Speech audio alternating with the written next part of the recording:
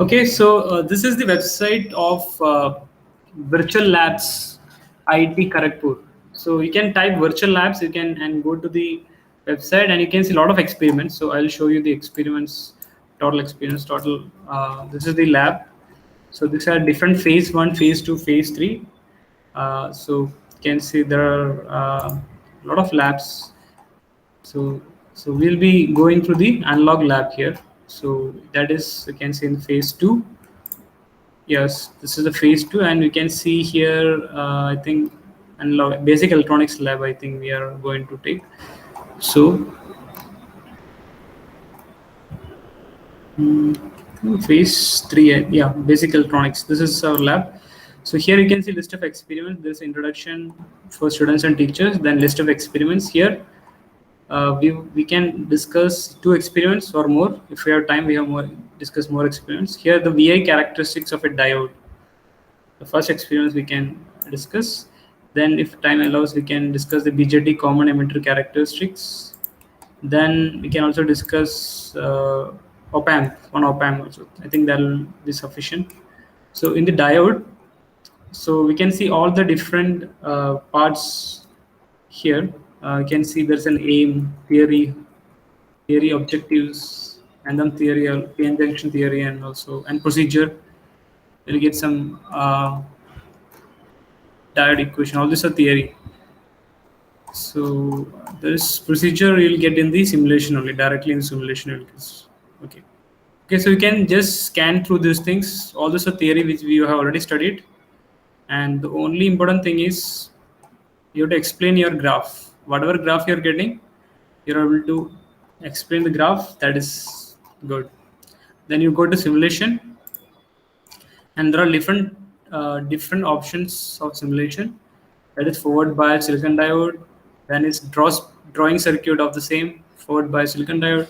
Then we have reverse bias silicon diode, and we can draw circuit experiment. And then forward bias germanium and forward reverse bias germanium. So let's start with forward bias silicon. So you'll get some interface like this. So you can see this. This is very clear. So first thing is you have to read the instruction. On the left part, you can see the instructions. So first thing is set DC voltage to 0.2 volt. Okay, so you can see what are the things here. You can see the meter. There's an ampere, a meter. So ampere meter, you can say a meter. There's a voltmeter also here. It is connected across the diode, and diode is in series with a ammeter as well as a resistance R, which is in series with a voltage VDC. Okay, this is the closed part, and the voltage negative part of the voltage is grounded. So this much only. The only 5 things are there. What are the diode, resistance, and voltage source, and 2 meters monitoring ammeter and voltmeter. Right. So this thing you can see this is a closed path. The voltage source, resistance, diode, again coming back to the voltage source. This is a closed path. And to measure the current, we connect ammeter in series with the diode, and voltmeter is placed in parallel with the diode. Okay.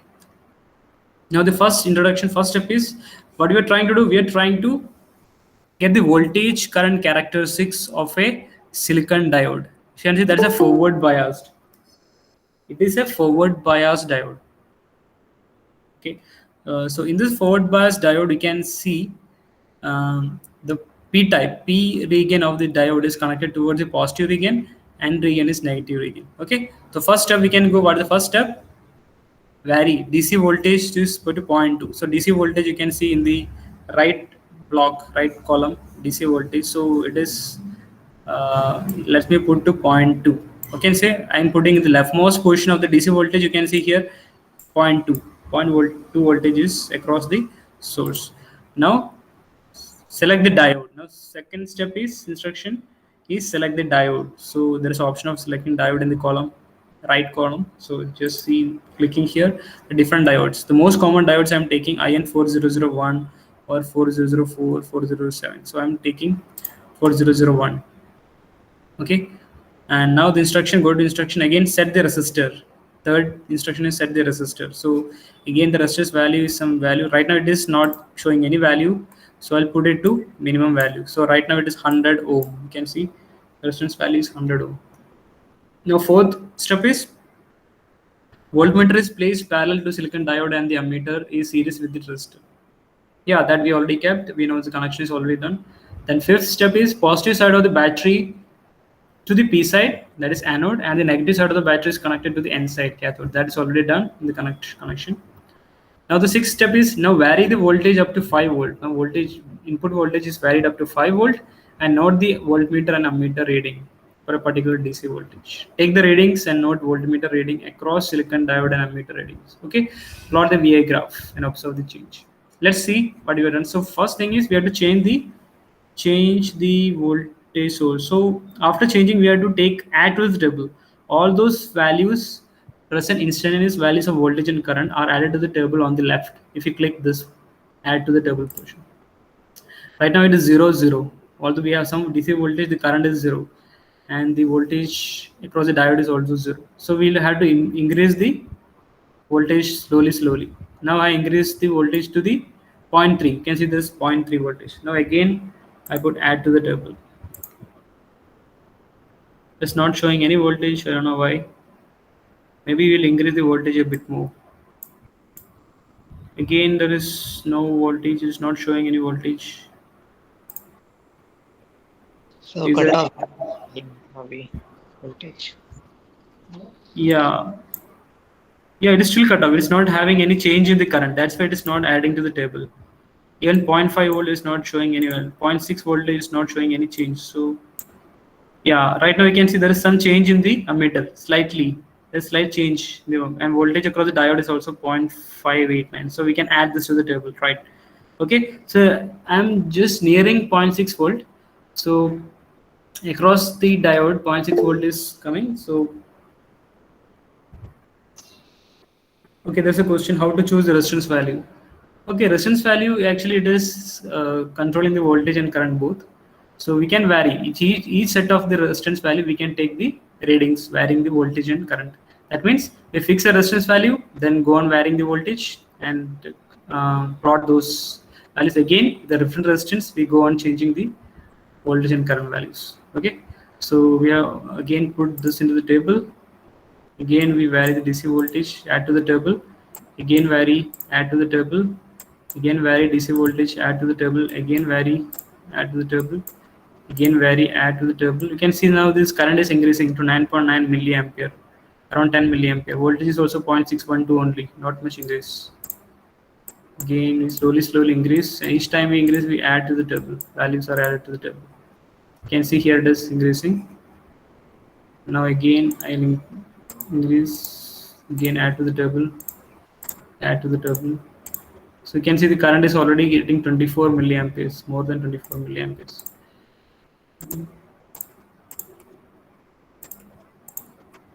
You can see the ammeter is already saturated. It cannot show more than 30. So it is becoming saturated kind of. But voltmeter, I think it's still working.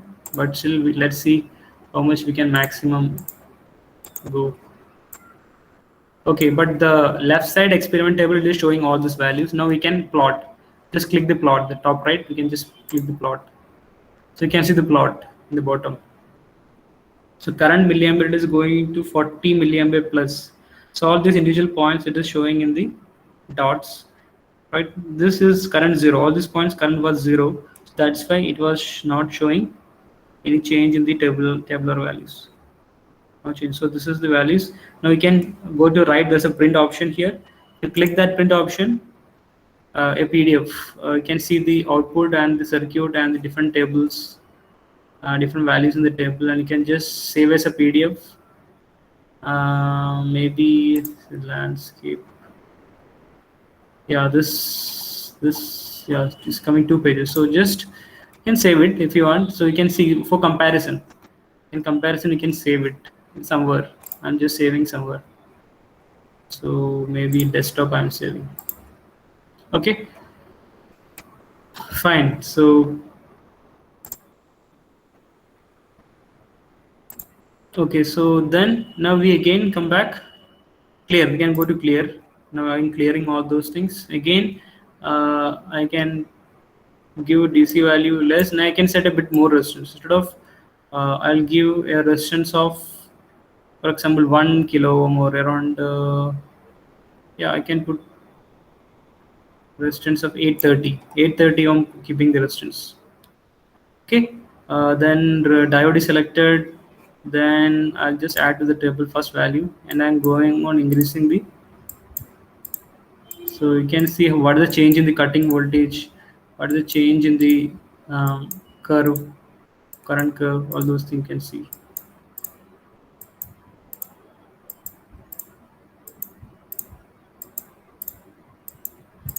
So going on doing this is the way you are doing in lab actually. Slightly you vary the voltage using a potentiometer or something, and you take the reading each time. The ammeter reading, the voltmeter reading. You can see the ammeter reading is quite slow this time because we are increasing the resistance, and the slope also will be different this time.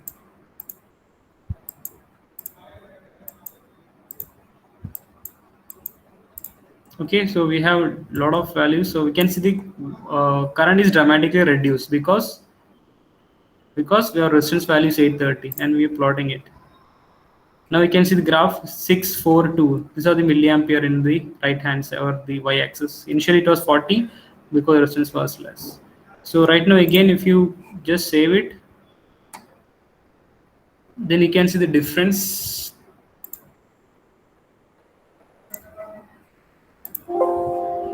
Okay, so graph 2. I'm just saving the graph 2.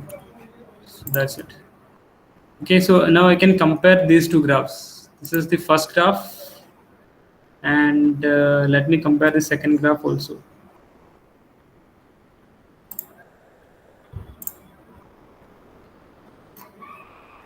Yeah, this is the first graph. This is the first graph, and yeah, both were first graph only. So second graph is this is second graph. So if you compare it, you can see what was the other graph. This is the second graph, and the first graph is this is the first graph. Yeah, looking it doesn't have much difference. The only thing is value of current is reduced. You know the diode curve is same, but the value of current is reduced.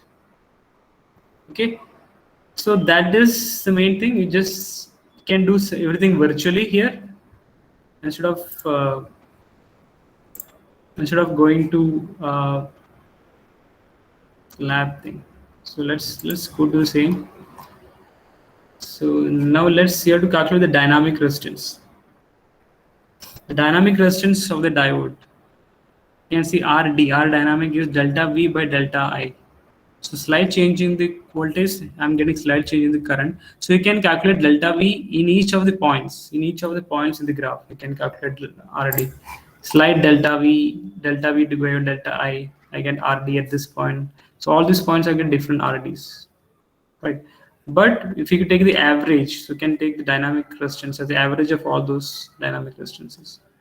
Okay, and you should know the theory, how your what is dynamic resistance, what is static resistances, and what else is. So therefore from the graph we can see that diode starts from a conducting when the forward bias voltage exceeds a zero point 0.6 volt for silicon, and this voltage will cut in voltage. Okay, and we have option of reversing also. So this is a reverse bias silicon diode, so we can see that this opposite. I'm just changing the connection of my diode. That's the only difference here. I hope it is visible. Okay, so here also the same thing. First, you have to give a DC voltage very less, starting from 0.2. I'm selecting a diode. Then I'll adjust the resistance. Then I'm go on adding some parameters to the table. Again, I change the voltage. Again, add to the table. Going on changing the voltage, DC voltage, and adding to the table.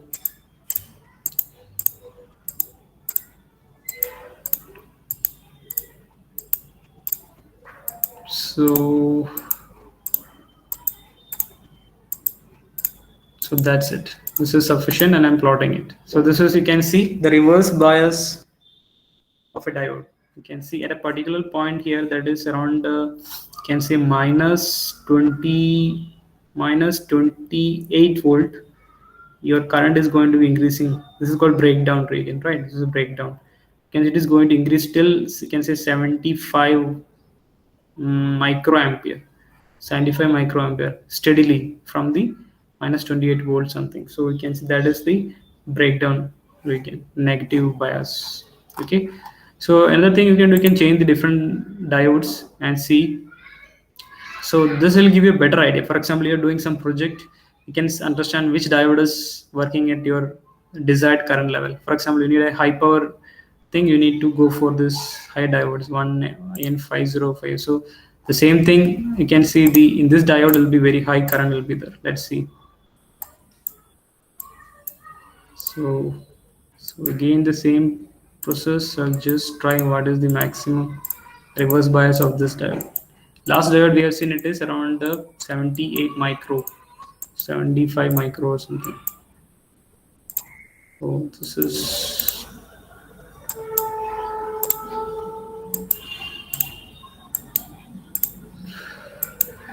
still 111. I mean, it's still in the cutoff again.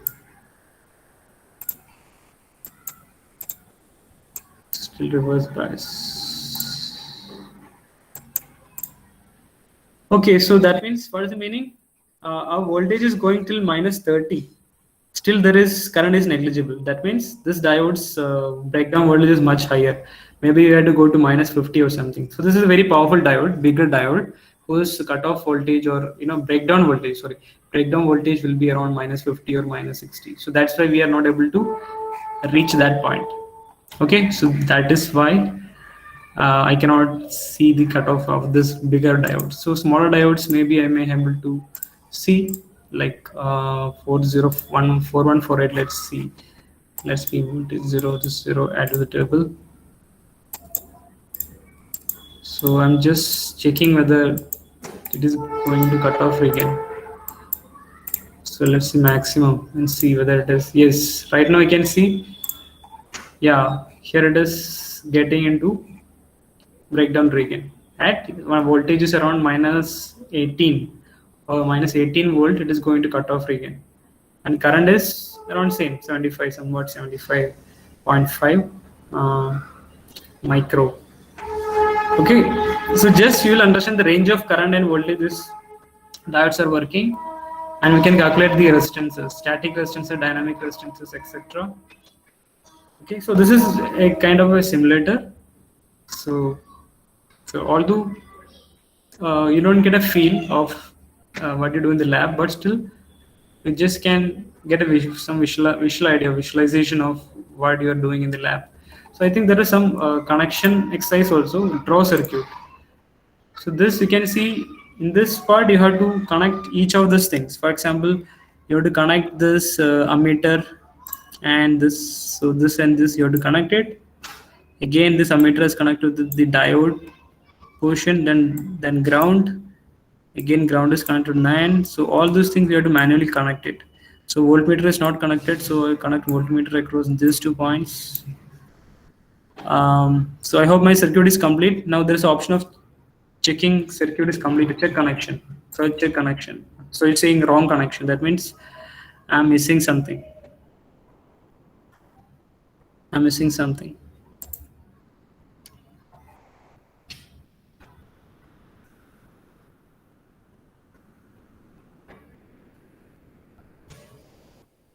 I'm not able. Any suggestions? तो मेरा भी काम नहीं किया था last time मैंने किया था last semester What happened?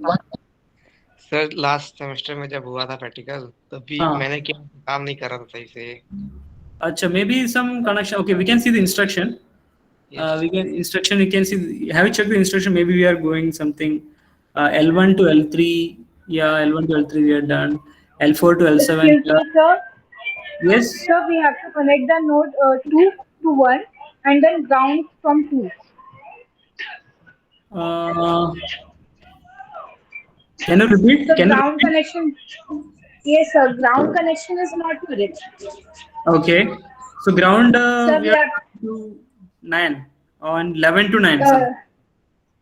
Yes, sir. 2 to 11 and then 12 to 2. 2. What is 2 actually? I'm not able to see 2. Sir, node 2. 12, right? Okay.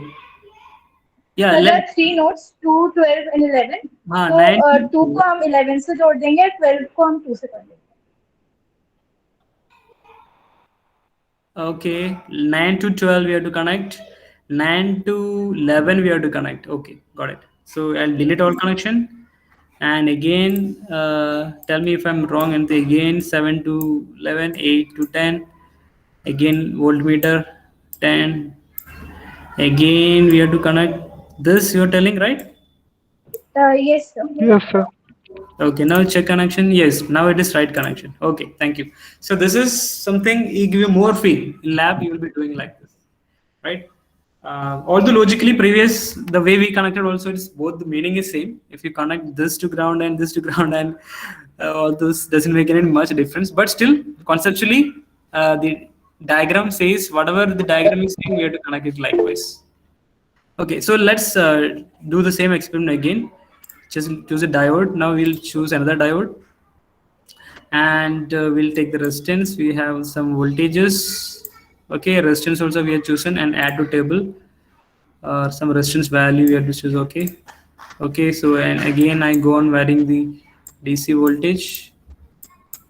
I think the current is still 0, so it goes on like that. I think the current is starting increasing. Voltage is constant 0.611. Okay, I think this is silicon diode. This cutoff voltage is cutting voltage is 0.5, very low. 0.6. Let's see. Okay, so it's the same thing. So here the resistance is less, so we are going till 30 plus any 37 milliampere, and we have cut-in voltages around still you can say 0.584. Yeah, it comes to 0.6 here. Yeah, so that's the okay. So if we increase the resistance, we'll get some plot which is having very less current as per the resistance magnitude. Okay, so you can have some print. You can just save this as PDF. Whatever you're done, you can save as a PDF, so that you can tell that we have done and we have saved in this PDF. And maybe you can copy this structure and this plot in your Word document or whatever is comfortable for you. You can save it as a PDF also is fine. Whatever, it just for the sake of documentation. Fine. Okay, I'm just saving it somewhere. Okay, so let me change the file name to third graph. Okay. Okay, then. So again, similarly, we have the Germanium diodes. Also, you can go through it. This is similarly, we'll get the same shape of the curve. Now we'll go to the, I think we'll go to the experiment 10. Experiment 10, that is BJT common emitter characteristics. Okay, so a lot of theory, you can read this theory. Okay, so let's see how it goes. Simulation.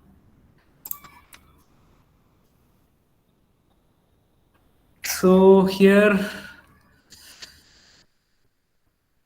we have the transistor. You can see in the middle portion, common collector base emitter, and we have this emitter, sorry, ammeter in the output area, and voltmeter in the output area. VCE voltages, collector emitter voltages calculated by the output voltmeter. Ammeter is also there. Again, we have IB, measuring IB. We have meter in the input, and we have voltmeter VB, base emitter voltage measuring voltmeter, and we have two voltage sources. You can see VBB is connected to a potentiometer, so that we can vary the input voltage, and we can see the output also. VCC also can be varied using a potentiometer.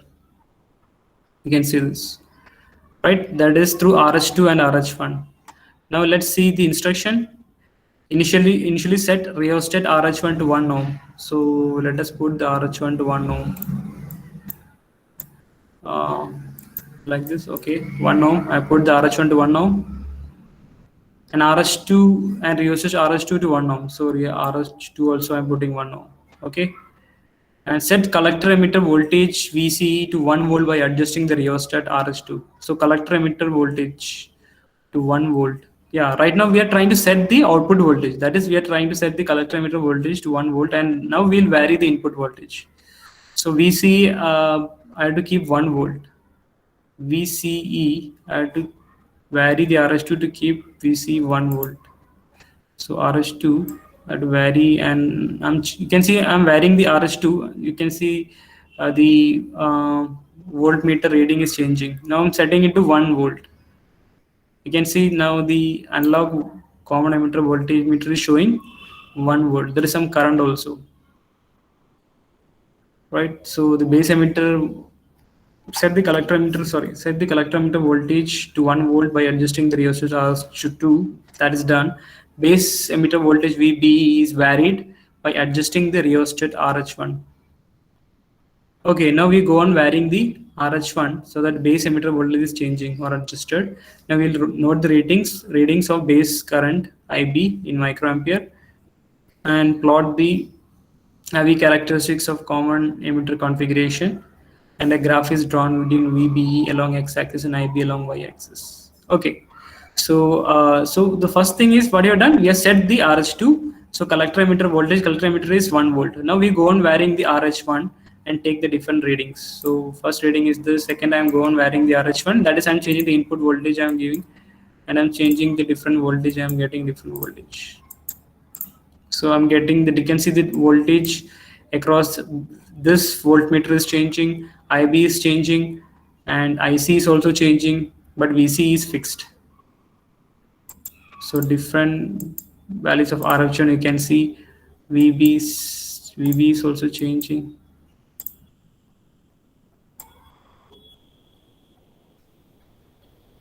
That is our input voltage. VB is our input voltage what we are giving to the base of the transistor. You can see the IB is changing. IB is 20 micro, now 25 micro, 30 micro. You can see this. Okay, now I just plot it. Okay, so VA plot. You can see here this point. Voltage is in the x-axis, current is in y-axis in micro. So you can see, you're not able to exactly pinpoint the cut-in voltage. Maybe you can say the cutting voltage, you can see the micro is the microampere, the input current is more than few. You can see this point more than, it's around 5. You can, it will be also 0.6 only, I think. 5.594 is the base current here. Voltage is 0.72. Yeah, this is 0.5. Actually, we have not taken much points in this region. That is one mistake actually. So when you do in the lab, what you will do is at this point from 0.4 to 0.8 or something, we will take a lot of values so that we can exactly point the cut-in knee voltage. So here we are taking very less. So again, we'll try. For example, we clear it. Again, I'll set the RH1, RH2. Now I'll put the RH1 to RH2 to set VC to.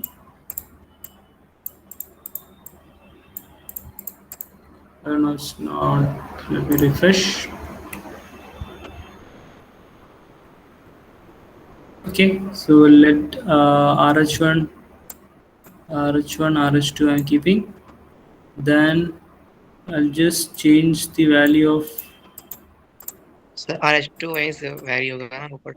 Okay. Sorry. There's a vary करना पड़ेगा ना. Fine. Okay, so I'm changing to 1 volt, right? Fine.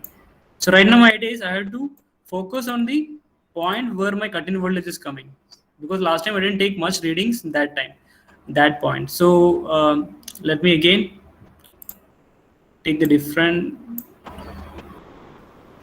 Right now the voltage is 0.02. Now this 0.01. So this is okay. I can go fast because I know this doesn't matter. So after 0.4 or something, I have to go very slow. This 0.5. Now slightly 0.54. Again 0.62. Oh, here also maybe I'll add more points.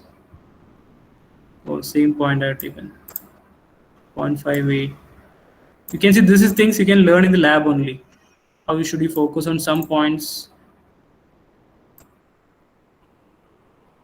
I'm trying to get different values over this crucial junction.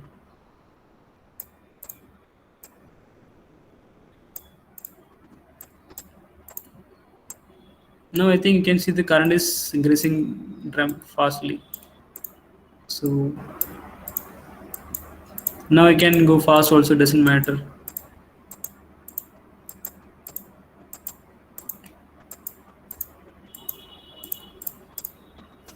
Oh, here also, yeah, it's not of much importance. You can still, you're not able to see the cut-in voltage.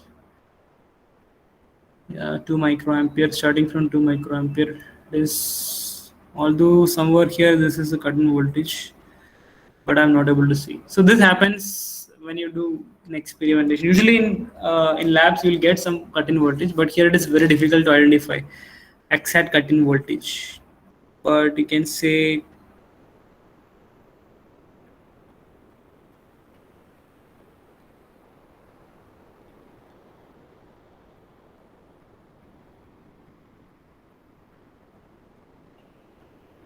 yeah, in one way you cannot easily identify. It's not able to identify. Okay, but data sheets of this transistor will give some value as the cut-in voltage. Okay, so main thing is you should know how to. Now next step is, once we have this thing, we can save this. We'll save this somewhere, and then we have to change the resistance. So now I saved it. Now I'll change the resistance. Which resistance? Not resistance. VCE. VCE you can change. That is in the instruction. Now you can see in the instruction it is given that now set the collector emitter voltage VCE to 2 volt, 3 volt, and 4 volt. Okay, by varying the RH2. So initially we put VCE to 1 volt. Now we will change the VCE to 2 volt. So I'll clear first and make RH1 0 or 1. Again, now I'll adjust the RH2 to make the VCE 2 volt. Like this. Now VCE is becoming 2 volt. Initially we put it 1 volt. Now I'll put it 2 volt. Now I'll take the readings of different input voltages varying the RH1. You can see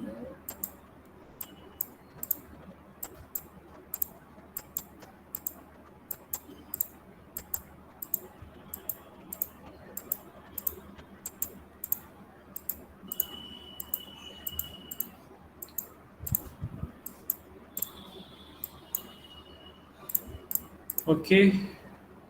So here also you can see you're not able to exactly pinpoint, but you can see what is the net effect compared to these two graphs which you have done previously. Which will be which will have more current. You can see last time our current was a bit less, right? How much was the current in last case? Yeah, last case our current was, you can see it was very less, micro, 6 to 8 micro, right? 6 to 8 micro. So right now what is, now we have 30 to 40 micro because of the increase in collector emitter output voltage potential, right? So again, if we increase this VCE to 3 volt, again our graph, the current will be increasing. We should know that the collector collector base should be reverse bias junction. So if I increase the reverse bias junction, I'll get more current, right? So that is one reason. So then BJT output characteristics. So if you see output characteristics, you can see now we'll fix the input. In last experiment, what you have done? We have fixed the output and we varied the input. Now here we'll fix the input, vary the output. Let's see the instruction. Set rheostat RH1 to 1 ohm. Yeah, I done it. Then set the rheostat RH2 to 1 ohm. Done it. Then vary collector emitter voltage VCE is varied by adjusting the rheostat RH2. Yes, I will vary that thing. And so here my VB is not set. I have to set the VB to some value. So RH1, I have to vary the RH1 to set VB, which is a bit greater than your cut-in voltage. That is around 1 or 2 voltage. I have to keep it. So I'm setting in some voltage like so I can put 1 volt or zero 0.8 volt or something. Okay, so I'm putting 0.88 volt. Now I'm varying the RS2 and reading different readings I'm taking. Let's see. I don't know what is going to happen. Let's see.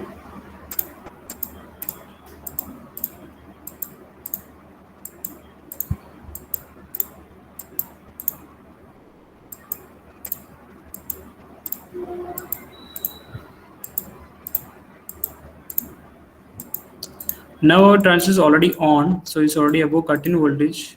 So I just kept it so that okay, so you can see the graph coming here. You can see coming at the bottom. You can see the saturation region. This is the saturation region. Sorry, this is the active region. This is the linear region, triad region, and this is the active region in the BJT. The active region in BJT is nothing but saturation region in the MOSFET or JFET. So, okay, so here you can see even if increasing the cultimeter voltage or current is getting saturated, slight increase is there. Still, you can see the slight increase. No, but it is constant here. 208 milliampere. And that is a very good, very heavy current. 0.208 means 0.2 ampere. 0.2 ampere. Okay.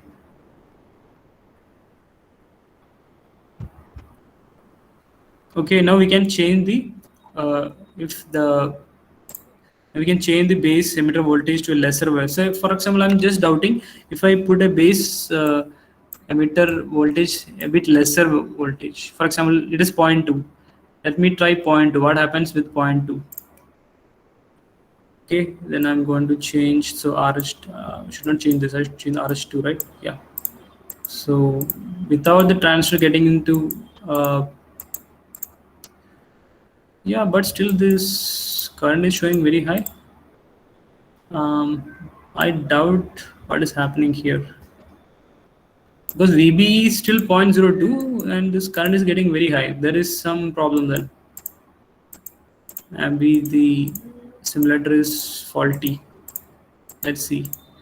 Why? Because you can see I'm not giving the base emitter voltage to the transistor. It is VB is 0.02. It is not even. It should not be on only. Okay, still it is getting very high current. That means there is some problem with the simulator, especially you can see VB is 0.02. That is 220 millivolt you're giving in the base of the transistor, and still you're getting a very good output current. That is not right. Okay, so we should not blindly go with this simulators. They can be wrong. It can be wrong. So fine. So you should know that at least you should after knowing the theory only you should go with the simulators so that you know it whether it is working properly or not. Okay, so these things, what is this importance is it give you a somewhat feel, at least 30-40% feel of what is actually happening in the lab is which makes you an engineer. Actually in lab you will not get everything straightforward. You'll get a lot of problems. You may get faulty transistor and you may think, oh, what is the problem? I don't know. You check the ammeter, anything can be faulty. The ammeter, voltmeter, the rheostat. So you have to troubleshoot. Back of your mind, you'll be thinking, why I'm not getting the output? Change the transistor, understand the terminals of a transistor, and check whether the ammeter is working. So there are a lot of things. Check connection. There are a lot of wires. So you may thinking which wire is not working. So these things are only happening in the lab. When you touch the devices, you feel the wires. So that feeling is different. So at least these things will give some feeling, but there can be errors also. In the practical also we may do some errors, but yeah. But first your theory should be clear. Then you go to the lab. But sometimes some people have opposite. They learn in the lab more. There are different kind of learners. I think there are visual learners. There are audio learners. That means some learn by listening. Some learns by doing. So these people They learn more in the lab. Even they don't know theory, they can do the experiment and they can learn. But make sure that the simulator is working. Here, I don't think it is a proper output because you are getting very good base current, even though your base emitter voltage is very less. I really don't understand this thing. Okay, so maybe you don't do this BJT, at least common emitter output characteristics. But for the sake of lab, getting a feeling on the lab, you can do it. So we'll do some other experiment. Maybe I think we can do some other experiments like op amp. Some op amp experiment we can do. So here inverting op amp. So here is also connecting the inverting op amp. So let's see the instruction. Connect the components L1 to L3. So this is, you can see this is the series resistance of the op amp. This is the feedback resistance. And this is the inverting amplifier. So you have to negative. You're giving input to the negative. So you have to connect like this. This is feedback.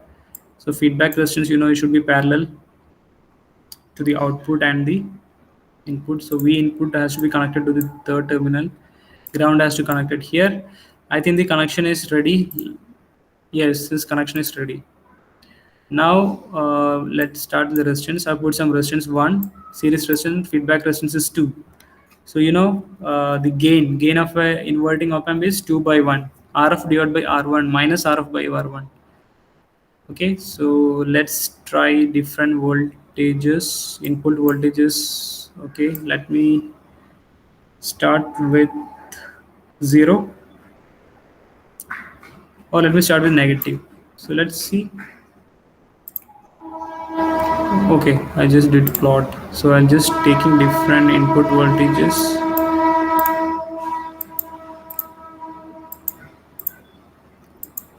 So this is, I'm varying the input voltage as if I'm given a sine wave kind of thing. So now I am varying from negative to positive. So that means sine wave is going from negative to more positive. So I'm just trying to see what will be output if I go on varying my input voltage from negative to 0 to positive. You can see now voltage 6, now 7, now 8, 9, 11, 12, 13, 14, 15. Now I can just plot it. Okay, so you can see the it is linear always. You can see it is always linear. Why? Because although it's like shift, there is a negative voltage. I'm giving input negative voltage to the positive. Although I given more voltage, it's only showing till 3 volt. But you can see the output voltage is 2 times, minus 2 times the input voltage. Minus 15, it is given 30. Minus 14, 28.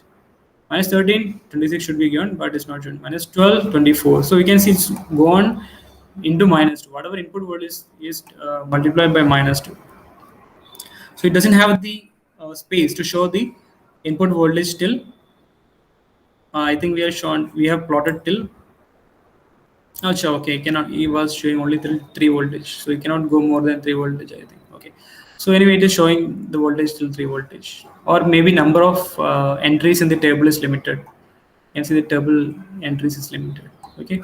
So we can go on varying the resistances. We can go on varying, and we can see different gains. You can see the linearity is going on increasing as we go on the resistance.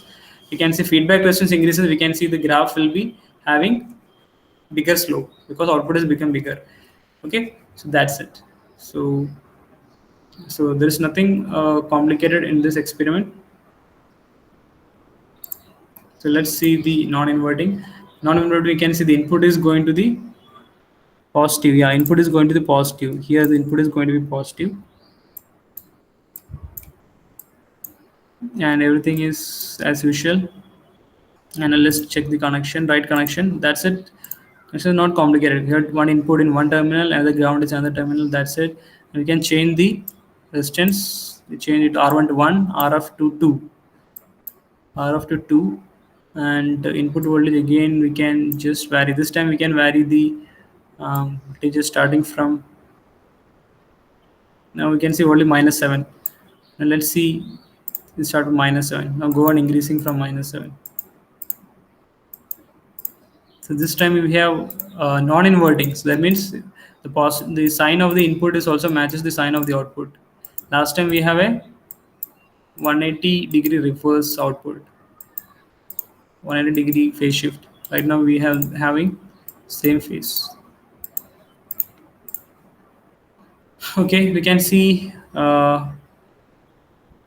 at different voltages. You can 0 voltage is coinciding with 0 voltage, then 5 voltage is coinciding with 15. That means we can calculate the resistance is 2. So what is the equation or uh, gain of a non-inverting? Rf by R1 plus 1, right? So 2 by 1 plus 1, 3. Here the gain is 3. So we have input is 5, the output is 15, right? So the gain is 3. Input is 10, output is 30. So whatever the input, it is multiplied by 3 to get the output voltage. So this is the right. This is the non-inverting configuration. So we go on changing the RF. We can go on changing the RF, and we can get different values. Different values. So each things we will get different graphs. Okay. So likewise, we'll go on getting. So if possible, you can save it so that.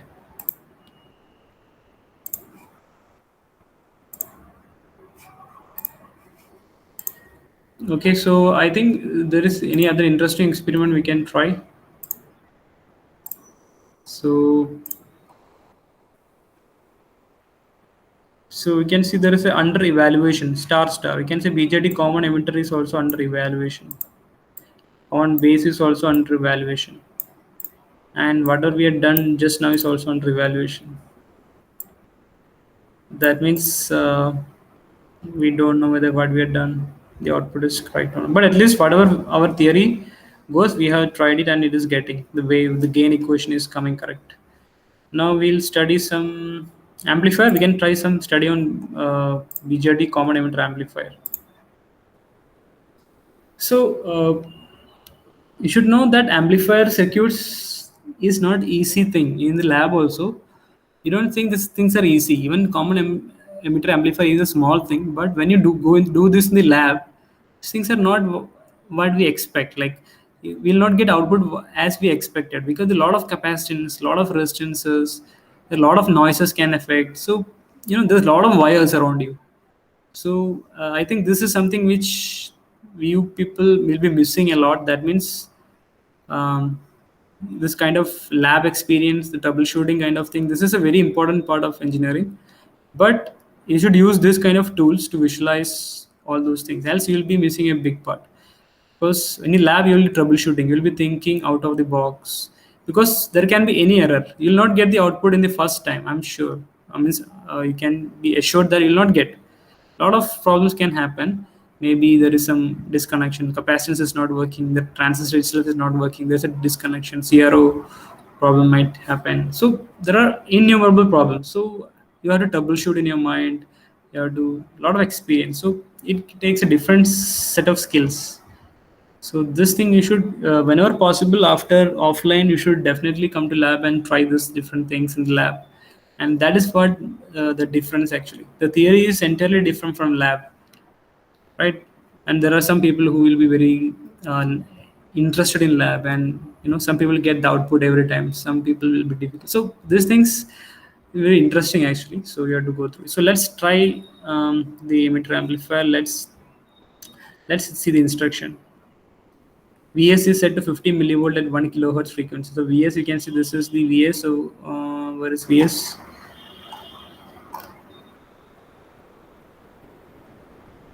So I think I'm not able to understand where I'll give the Vs stable. Achha, maybe I can type it here or something. No, I cannot type it. The source voltage is set to 50 millivolt. There's no option of giving the Vs. If anyone has gone through this, you can help me. There's no option of giving Vs. That is my problem. Let me try to give different value of resistances. Yeah, it's happening. These things are happening, but how can I give my input?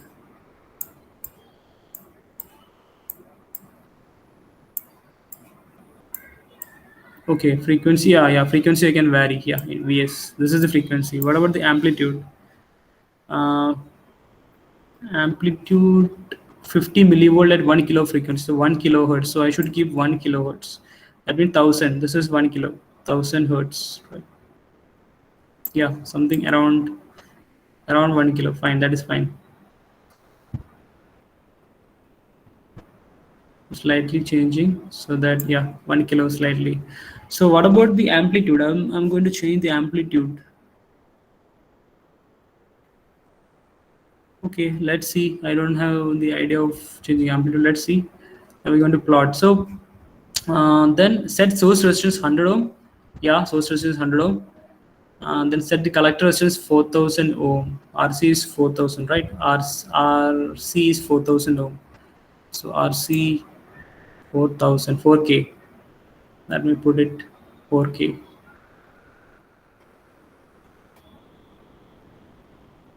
Okay, the maximum is 4K only. Fine. Then emitter resistance is 1000. RE is 1000. Maximum is 1000 only. And our load is 2000. Our load, everything is maximum is our load 2000. I told you 2000. So yeah. Okay. 2000. Base resistance is 47K. Base resistance. This is base resistance. RB1 47K. 47K. Okay, maximum value is 47K only. RB2. RB2 is 10K. RB2 is 10K. So this is now 10K. Yeah, around 10K. Slight change is okay. Slight change, you cannot need to go exactly. So coupling capacitor CC1 is 10 microfarad. CC1 10 micro. CC1 10 micro. CC1 10 micro. Yeah. Then CC2 also 10 micro. CC2 is also 10 micro. Fine. Set bypass capacitance CE 10 micro. CE also 10 micro. Add to table. Now we have some settings already. Although what I'm not knowing here is what is the amplitude of my input signal. But maybe we are trying to plot the frequency analysis. Let's see. We'll add to the table first value. Yeah, we got some value. Now we'll change the frequency. I think we can go on changing the frequency. Vary the frequency by keeping the resistance constant. Okay, so that is what we have to do. So I'm going to change the frequency, and we are getting different values. Yeah, we are getting different values for the magnitude. So we are trying to plot the frequency response. Varying the frequency, we are trying to understand the output amplitude of the output waveform, V output. Okay, so we are going to vary the frequency of the input waveform.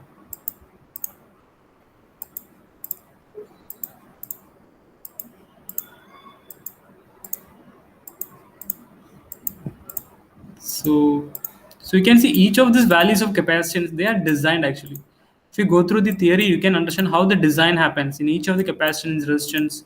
We can have a rule of thumb. A lot of rules are there. Although these things actually a bit of advanced, all those designs and capacitance values, but in the lab usually we used to do this calculations. Now we can plot it. Okay, you can see the frequency response. It is looking nice.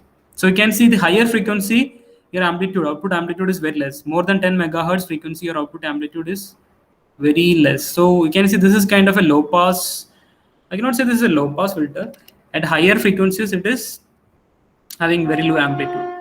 It's a kind of low pass filter, but the cutoff frequency is very high, around 1 megahertz. So this till your amplifier can work till 1 megahertz without any problem. After 1 megahertz, you can see your amplitude is decreasing. I can see even initial frequencies also.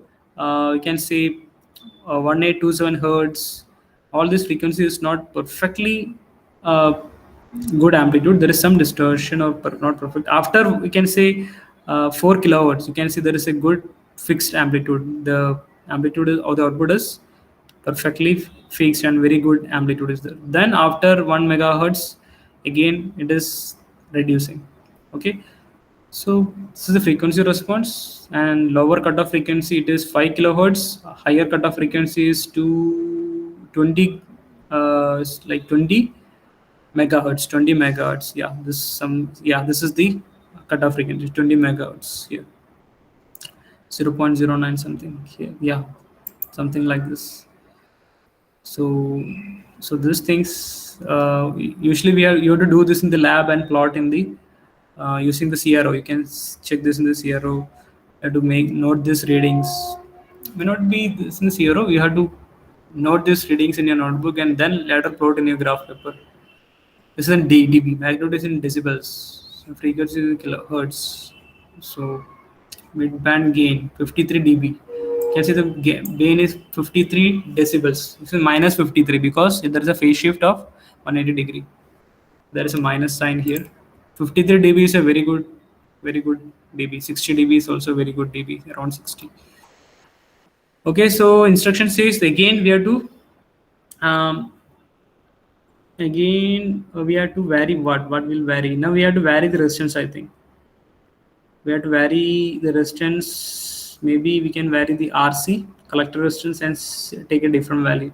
So ideally, in the mind of the person in the lab, he should know if I change the resistance, what is going to happen. Although here we have frequency response, so you can better play with the time response. You can see in real time your input signal is very less and output is amplified version, and changing each of the values of the resistance, capacitance, your output waveform will be getting distorted, maybe disamplified more. So a lot of changes happen. So this is something which you can see only in the lab, which is a real feel. So let me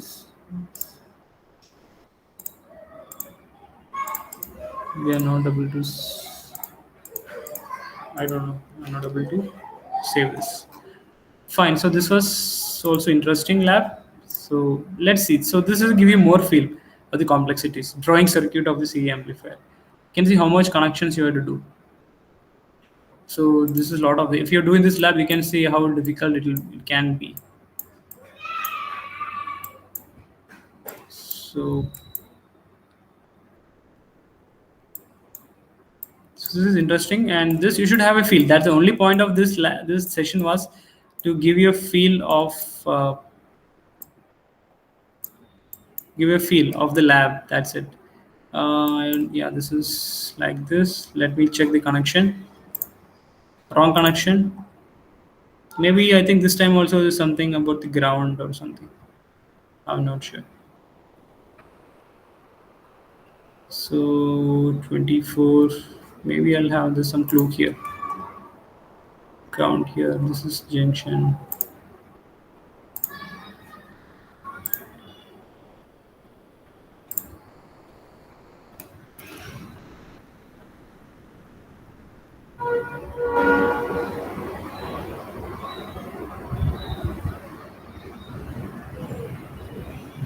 I don't know what is this problem.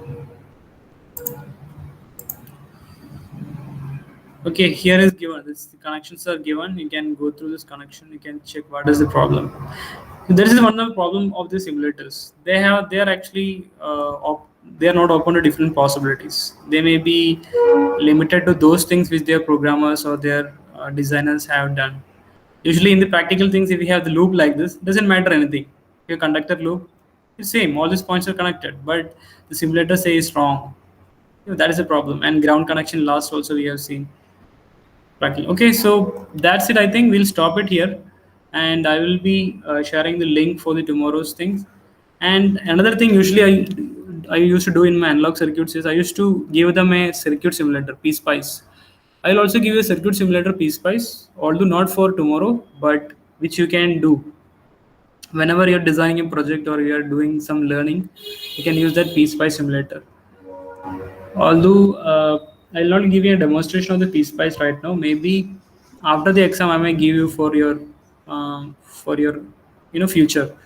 because it is very helpful. You can do digital simulation, you can do analog simulation, network simulation, IC op-amp simulation, which you will having a fifth sem. You'll have an IC subject, integrated circuit, and you can have op-amp. So I will give you that zip file of that simulator. You can work it. So I will share with you today only. So because there is some way of doing. First you have to disconnect the circuits, then you have to create netlist and set up simulation. So right now you just understand. So someone is interested, they can also have some online simulators. Uh, that is, I say online circuit simulators. So there are some. I remember there are some simulators like this which you can go through. Yeah, electronics lab. Although I hope I have some. No, I don't have this place. So maybe some other simulators I used. Yeah, this one I used to work in online circuit simulator, circuitlab.com. So maybe I have some already existing account, but not in this computer. So you can try. This is very simple. Although I don't have this account in this system, I had some account previously. So right now I don't have it. Okay, so this is very simple account. This is just a pick and place, and you'll get it working. So you can go through it maybe after exam. So tomorrow you can do brush up the theory, and that's it. You can try this online simulators of the IIT Kharagpur virtual lab. So if someone is trying with some simulators, if you are getting into some trouble, you can let me know. So although initially it may take some time to get familiar with this environment, online simulator or even any software. So I don't tell you to do this today only. Maybe future also you can start working in the simulator. Okay, then that's from all from my part.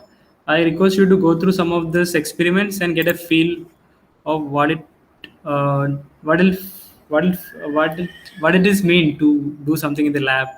You should get a feeling. So, any questions you can ask right now?